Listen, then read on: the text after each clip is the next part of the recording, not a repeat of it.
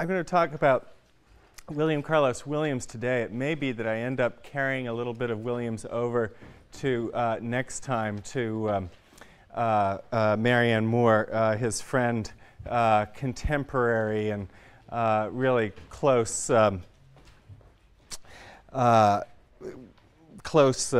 collaborator, in a sense, in the New York scene of modernism in the teens, 20s, 30s, 40s, and on into the 50s. This is the man, as a young man, William Carlos Williams. If you open your anthologies to page 284 in the long headnote that and useful headnote that Jahan Ramazani provides you, there's this quotation from a letter in the middle of 284 that Williams wrote to Harriet Monroe, the editor of poetry, who 13 years later Hart Crane would write to in defense of his poem at Melville's tomb. And Williams says in this letter to Monroe, "Most current verse is dead from the point of view of art. It's dead. It's lifeless. And what Williams cares about is something he calls life. Now, life is above all things else at any moment subversive of life as it was the moment before." And I think that's how we know it in Williams' life, is whatever is subverting whatever was a moment before. And subversive is probably an important and suggestive word there. Subversive of life as it was the moment before, always new, irregular.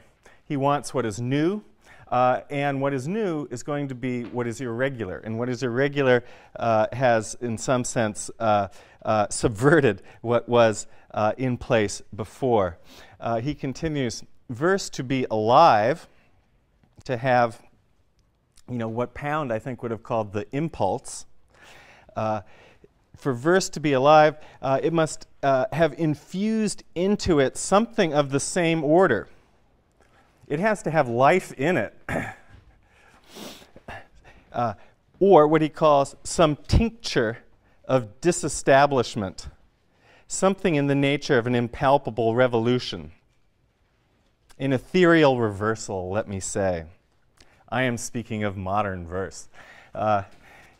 Like certain of our other poets, Williams is self-consciously modern. He's defining what modern means, and he's defining it as a quality of experience that he calls life, that has the quality of disrupting whatever was in existence before, and this is a quality and energy that he wants to have in his poetry itself. This is Williams a little bit older. Williams in 1924. 1924, when he has established himself through the poems in a volume called Spring and All as one of the major modern poets in America. He is the author of a poem. Have you ever seen it? Called The Red Wheelbarrow. And that might be a good place to begin. That's on 294, 295. Of course, I'm joking. Probably that's the one poem everybody in this class has read before they came to this class.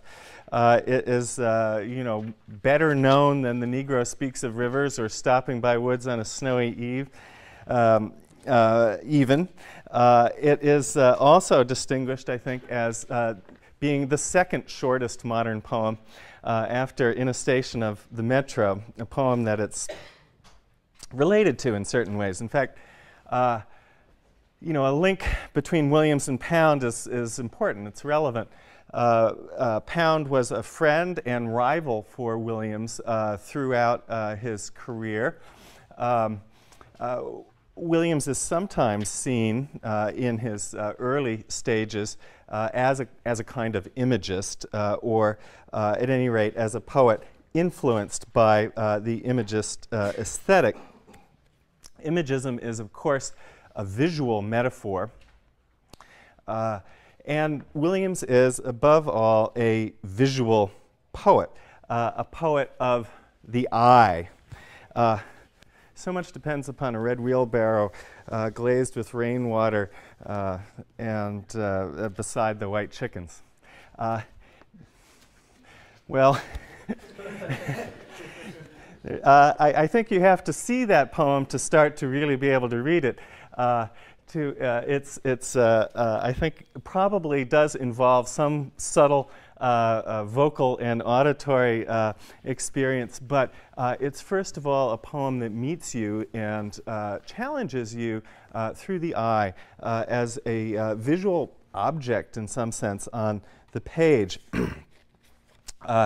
The kind of seeing that Williams's poems call for is we can think of as a way of reading that his poems themselves demand. In other words, there's a kind of link between how he sees the world and the way in which he asks us to read him. His poems model a kind of seeing. Unlike In a Station of the Metro, the Red Wheelbarrow, or let me call it instead So Much Depends, is a poem without a title. This title, The Red Wheelbarrow, was like the title This Is Just to Say in the poem that follows, the almost equally famous poem. These are titles Williams added later to his work. In Spring and All, that volume, first edition, 1923, the poem appears simply as a text on the page. That's important. It's as important as the title is for In a Station of the Metro. Simply presenting the poem on the page to us, as Williams does, doing without a title, Williams asks us to, in some sense, read and encounter this poem without a frame, without some kind of pre-established boundary or explanatory introduction or entry. That choice increases the immediacy of our experience. It's as if Williams were asking you to kind of press up close to the poem, face it, just as he is facing the thing he is writing about, or asks us to face, well, not the thing that he's writing about so much as his act of writing and seeing, his act of writing as it embodies a way of seeing. The poem has the suggestion that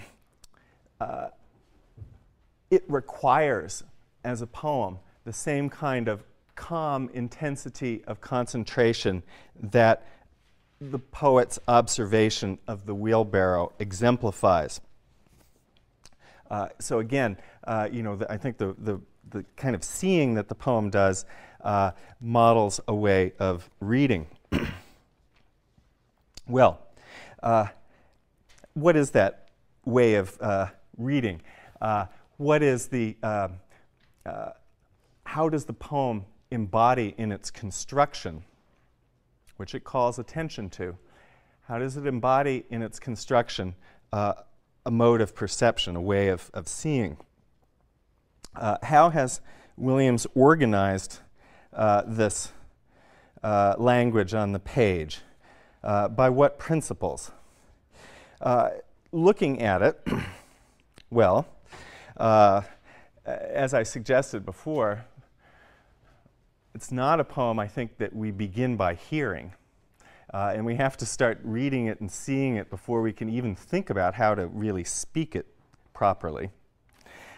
It is not a metrical poem. This is not iambic pentameter. It is a free verse poem.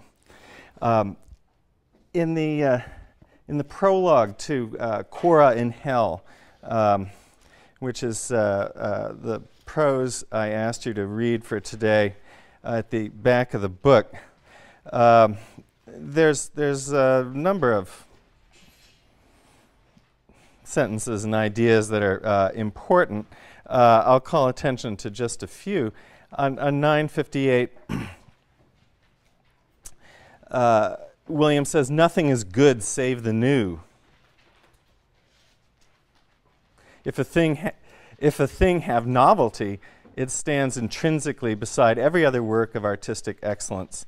And if it doesn't, no loveliness or heroic proportion or grand manner will save it." And he identifies here, as elsewhere, this property of novelty with a kind of verse that eschews rhyme and meter, a whole host of existing poetic conventions. Again, in the headnote to the Williams selection, there's a quotation from Williams on the subject of meter on 285 from his prose statement, "The Poem as a Field of Action." He says, I propose sweeping changes from top to bottom of the poetic structure.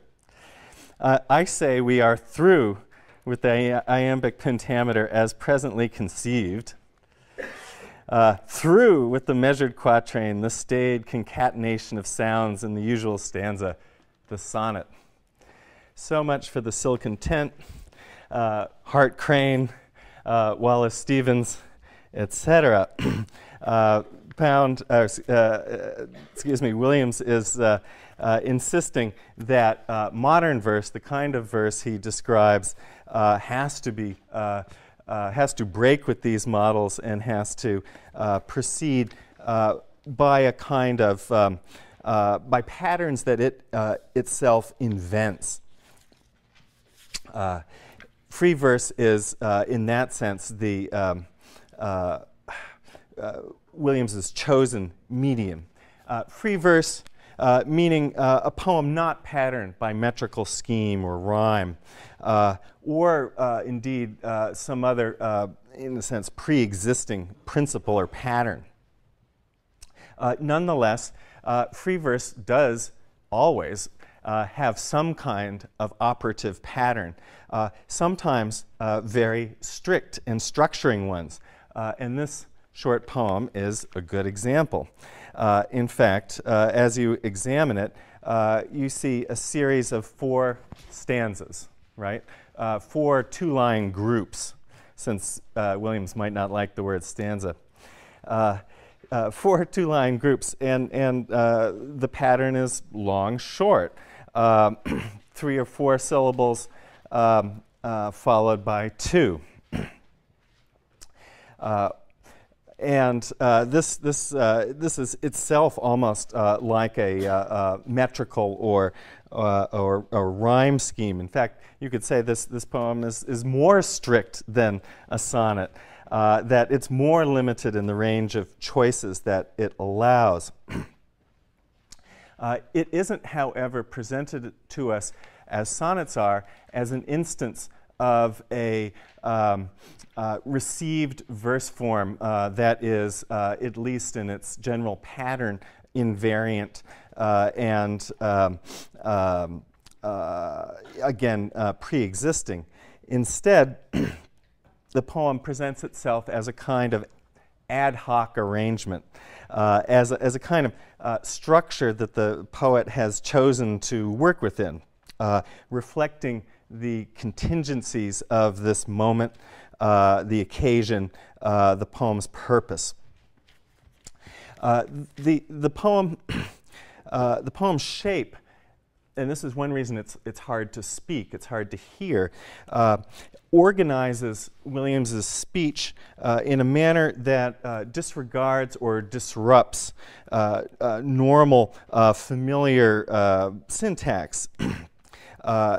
it does so specifically through enjambment, by carrying one line over to the next. Williams's enjambments have here, as throughout his poetry, the effect of breaking up language, breaking it up, forcing us to, in fact, slow down our reading, to stop taking language's sense-making for granted, and, in a sense, to get into the poem.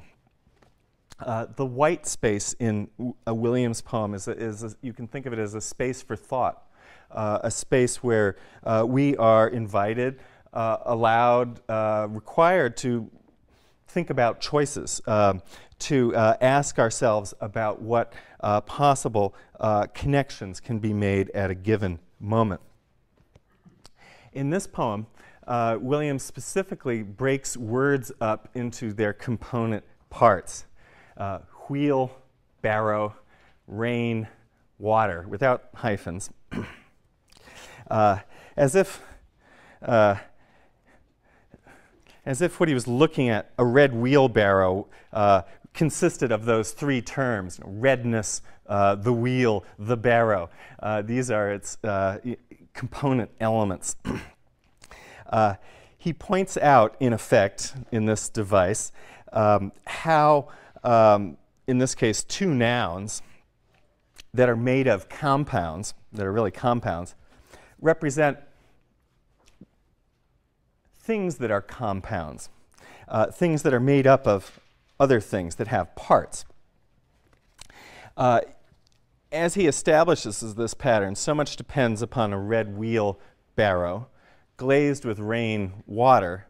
You want to carry it forward, don't you, now that we've learned what he's doing, into the next stanza, beside the white chickens.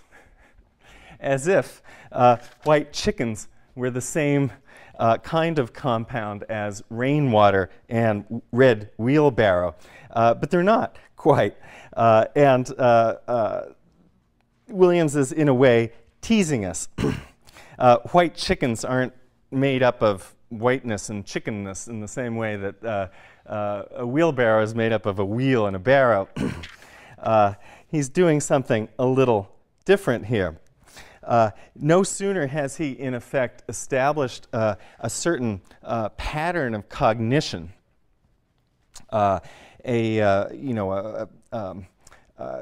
showed us how to read his enjambments, then he breaks that pattern. He revises how it works. It's just been put in place, and now it's changed. And in fact, it's over. It's done. The poem is done. If the first lines of the poem and the first stanzas are, in a sense, made to interrupt and disrupt and thereby freshen our habits of seeing, to make us see these things in some new way, this last stanza does away with the habit of seeing that the poem itself has just constructed, just introduced us to.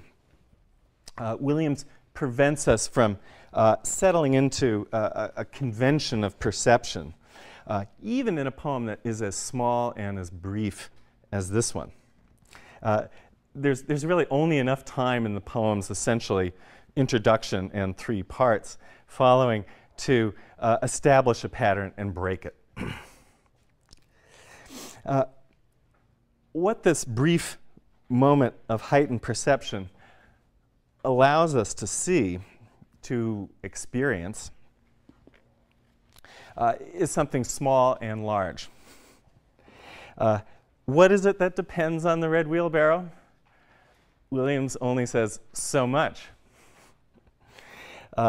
So much. The idea is, I think, the beautiful one, that the world, when it's glazed with rainwater, a kind of aesthetic effect, an aesthetic effect that implies a light that does the glazing, that's somewhere behind our shoulders and the poet's as he looks at these objects, that light, which comes after rain and is a product of change, of the energy of the world as it transforms, this light suddenly allows this world to be seen in visible detail, apprehensible in its component parts, and the ordinary gestalt of perception is interrupted,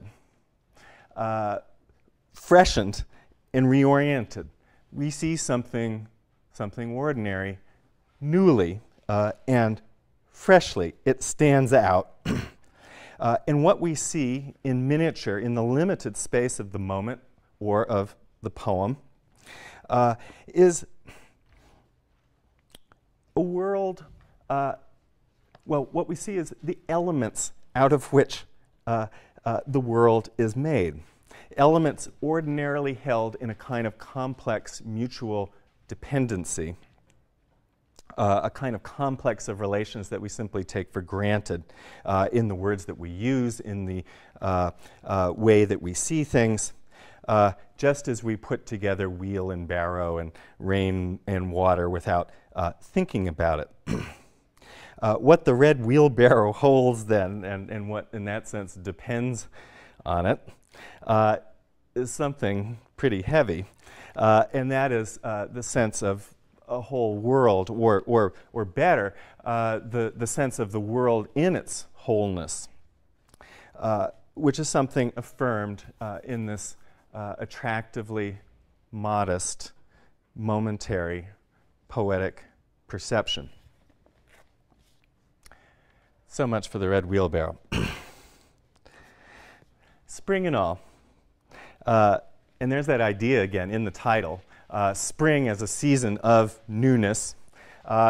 For Williams beginning his career, spring registering his own beginnings, registering modernness. A vision of the world in its newness. Well, Spring and All is a beautiful book, and one I wish I could show you, but the last time I saw it at Beinecke, it disappeared, and no one has seen it in a couple of years. They have a lot of paper over there. I guess it's easy to lose things. Maybe it's available. We'll look and see. It's a beautiful plain book, robin's egg blue.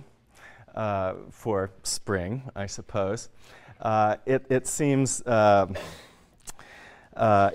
it's not large. It's small. It almost has no ornament. In all this, it seems to exemplify the American virtues of plainness and directness and simplicity. Again, a long way from Hart Crane. And the book is really so American that it was published in Dijon.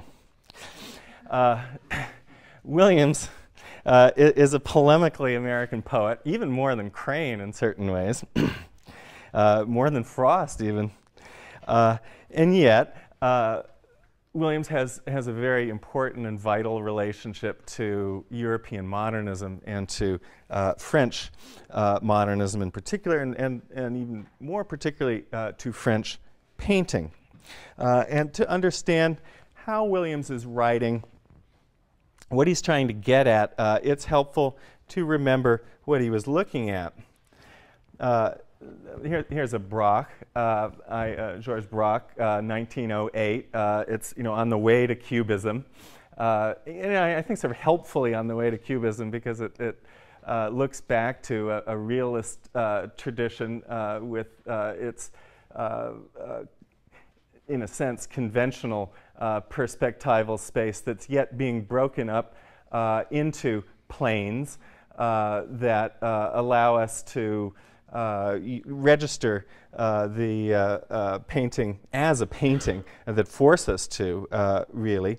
And I suppose even more striking is this one of many great late Cézanne paintings of Le Mont Sainte-Victoire, where here again, the perspectival space of the painting is being turned into almost a kind of abstract field of color patterns. Again, these are painters interested in foregrounding their action of seeing through the ways in which they foreground self-consciously the materiality of the medium in which they are working. The aim in post-impressionist painting and then in Cubism really is to, again, break up that gestalt of perception that Williams is also opposing himself to break it up and grasp, in some sense, the dynamism in the world before us, precisely through acts of seeing that call attention to themselves and to the way in which that seeing is rendered.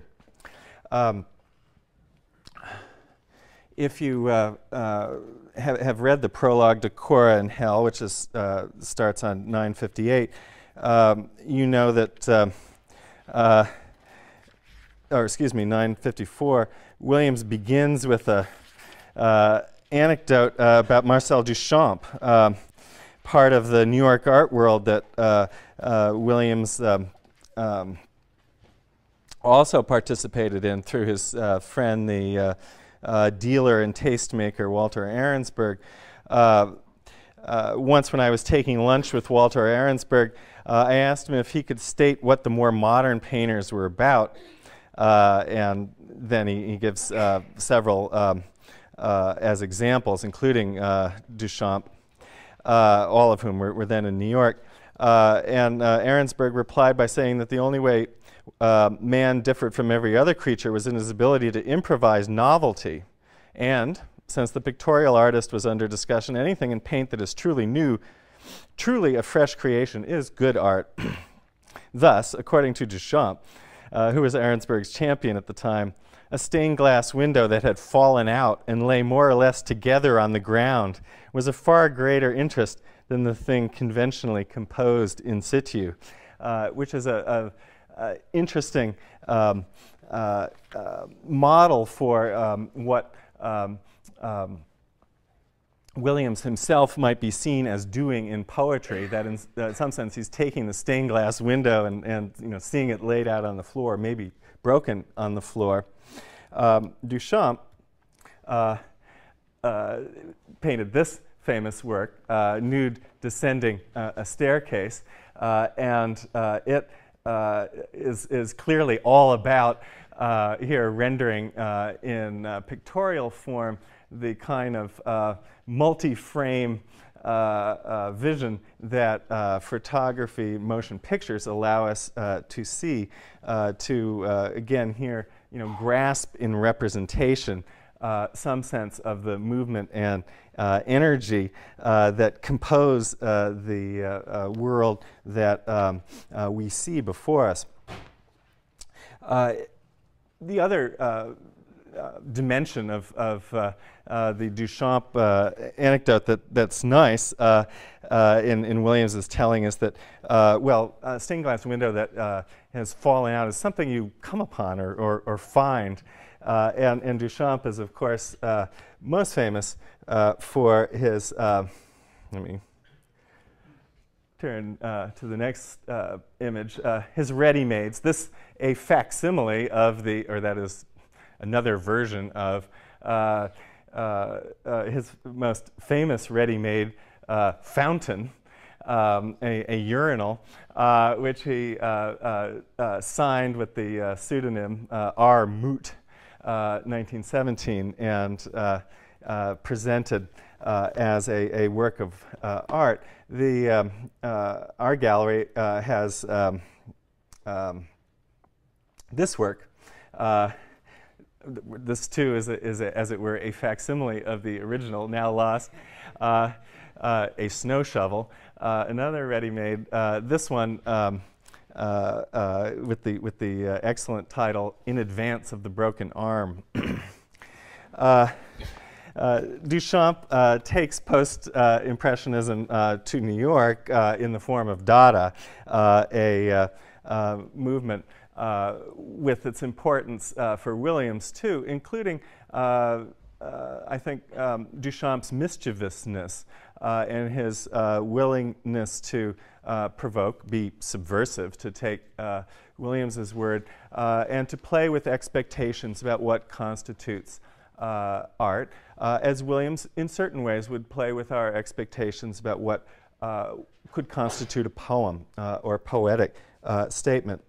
In New York and elsewhere, Williams is in contact with a whole range of modernist American artists influenced by the European art I've just been talking about, but also working in distinctively American mode. This is a work by Charles Demuth, 1921. I'm sorry, I'm behind on producing my image lists, but I'll get those for you. And here's another. And again, here, an urban scene that is realist in its mode of representation, and yet the foregrounding of the lines created by the different shapes of the buildings call attention to this as indeed a kind of constructed image that seems to be, moving out of the realm of realist representation to something more symbolic and certainly avowedly created by the artist.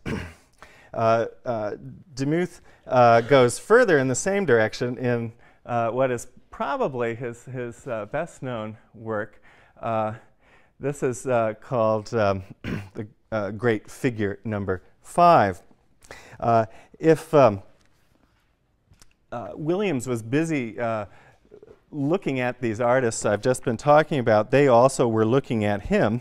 And Demuth's painting is a tribute to Williams and a little homage, also I think a little joke about Williams's own poem, also from Spring and All, that we know as The Great Figure on 291.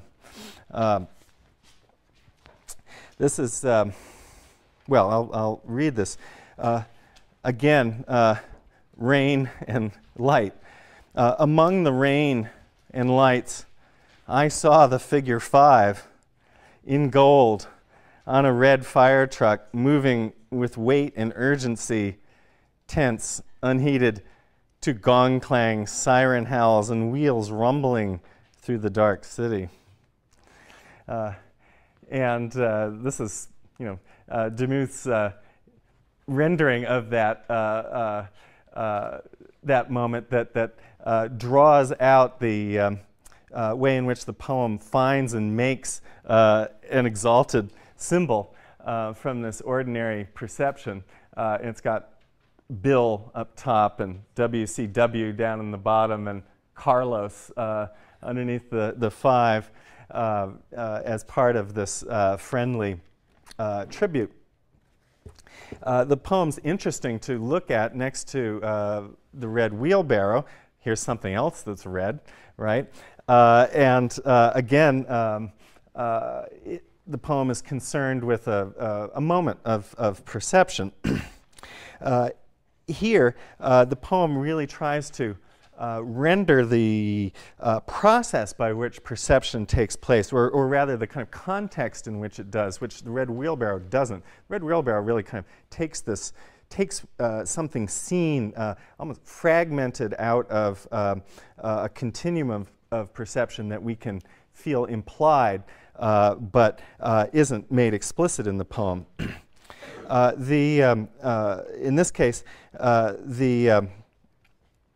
we're given the kind of context out of which a detail, something that arbitrary, contingent, ordinary, springs out of the rush of things and catches the eye and the imagination and the intention of the poet.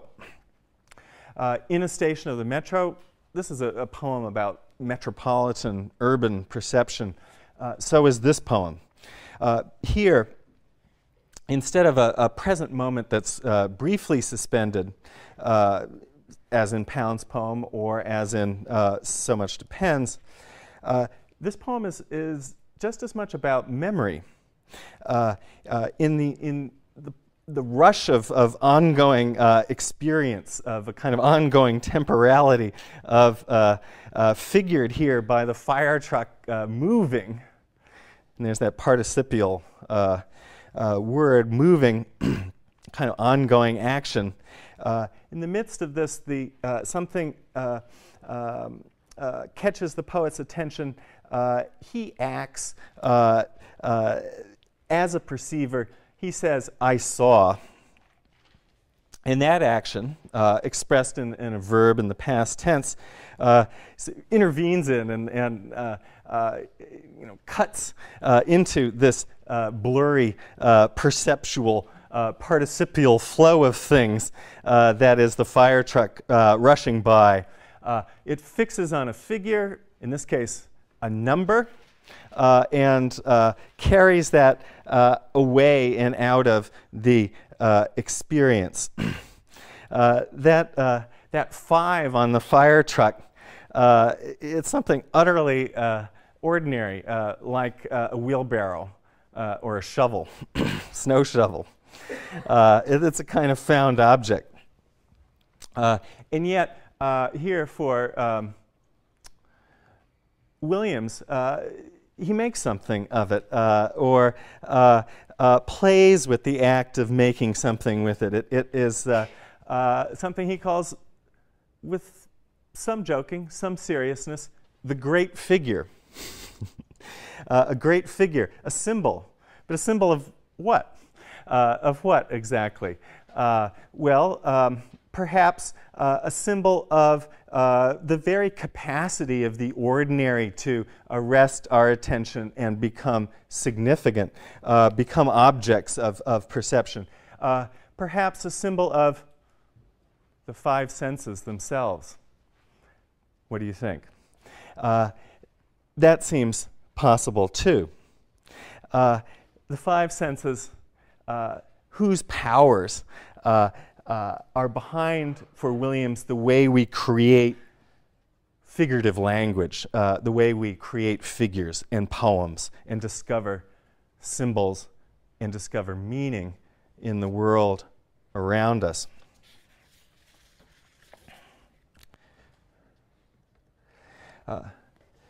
Now life is above all things else, at any moment subversive of life as it was the moment before, always new, irregular. The poem that placed just after this anthology is one of Williams's greatest, and it too, as it appears in the volume Spring and All, has no title, but is given a title here, the title of the volume itself, but was known rather for a long time simply by its first line, "By the road to the contagious hospital." The poem is about the continual newness that Williams calls life, something that's continually constructing the world around us. And the poet in this poem gets at it like the post-impressionist painter, even perhaps like the Dadaist, by calling his and our attention to the act of constructing his poem, and in particularly as that construction is felt, as it's kind of brought to our consciousness through enjambment. Williams's poetry, like the world he sees, is constantly enjambed, segmented, renewed by that act. Let's look at how enjambment works here. By the road to the contagious hospital, Under the surge of the blue mottled clouds driven from the northeast, a cold wind. Beyond the waste of broad, muddy fields, brown with dried weeds, standing and fallen. Patches of standing water, the scattering of tall trees. All along the road, the reddish, purplish, forked, upstanding, twiggy stuff of bushes and small trees with dead brown leaves under them, leafless vines. Lifeless, again, dead in appearance. Sluggish, dazed spring approaches. That is the first verb in the poem. They, he now says, suggesting all of these things, they enter the new world naked, cold, uncertain of all save that they enter. All about them, these things, the things of the world, the cold, familiar wind. Now the grass, tomorrow the stiff curl of wild carrot leaf. One by one, objects are defined, like a series of Imagist poems. It, now not they, but it, which is the, again, now here, a world felt in its wholeness, quickens.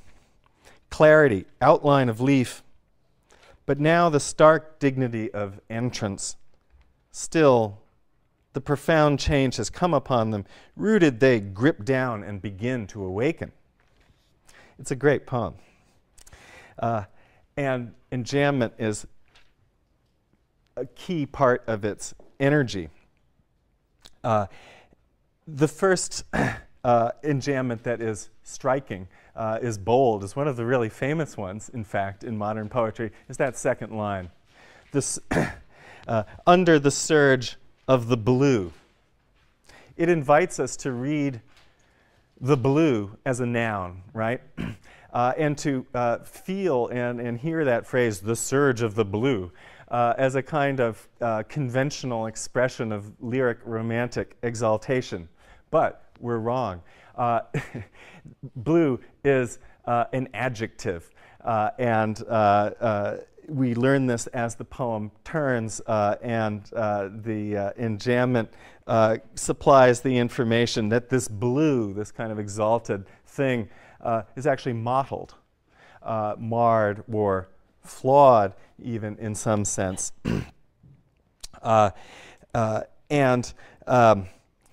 Here, the newness that the poem is going to celebrate is going to be something we might feel mottled, that is cold, flawed, which is part of its claim to be new, part of its claim to represent something really real, not to be found in previous books of poetry, but something to be found in living.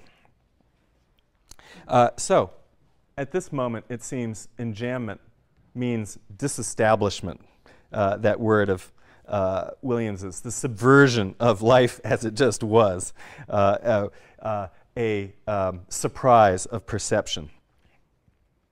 But, as in the Red Wheelbarrow, if you think we've now learned what enjambment means in a given context, Williams is going to do something else. The next lines are also sharply enjambed. Mottled clouds driven from the northeast, a cold wind beyond the waste of broad, muddy fields. I mean, that is itself a bold thing to have done in poetry, to break off a line at the definite article. I'm not sure that there's an example in poetry previously to a line, to these examples of lines ending in the. There may well be, but it's yet a novel and bold thing for Williams to do. But it works differently from the previous example, where the blue invited us to read that phrase as a kind of noun expressive of romantic exaltation, and then and then gave us the surprise that no, it doesn't function that way, and what you thought was pure and exalted is in fact modeled and messy. These enjambments don't have any kind of interpretive surprise like that. The lines are just broken that way. They don't change how we read the grammar of the phrases. They don't force us to recast our expectations. Together, though, as a series of enjambments, these lines evoke a state in which the world is freshly taking shape, coming at us in forms that we have to confront, that give us abrupt, insistent impressions, which are sometimes full of meaning and sometimes not. This is a poetic version. The way Williams is constructing this poem is a poetic version of the action that the poem's describing, the going forward into spring against the cold, through which eventually one by one objects are defined. Defined and organized and energized and animated as Williams sees it. As I say, the verb does not come in the poem until we see that phrase spring approaches almost at the middle, slightly beyond the middle of the poem. And then that next sentence, they enter the new world naked. They being deliberately vague, evoking the things of the world, but in a humanized way. A humanized way as we come to feel them and see them. They enter the world just as we do, naked. And we re-enter it naked with them, you could say. This is a poem about emergence. That identifies modern poetry, modern verse, as Williams calls it in his letter to Monroe, identifies modern verse with the process by which the perceptual world takes shape, grips down, rooting itself in ordinary fact and things, and from which a kind of energy is drawn and we begin to awaken.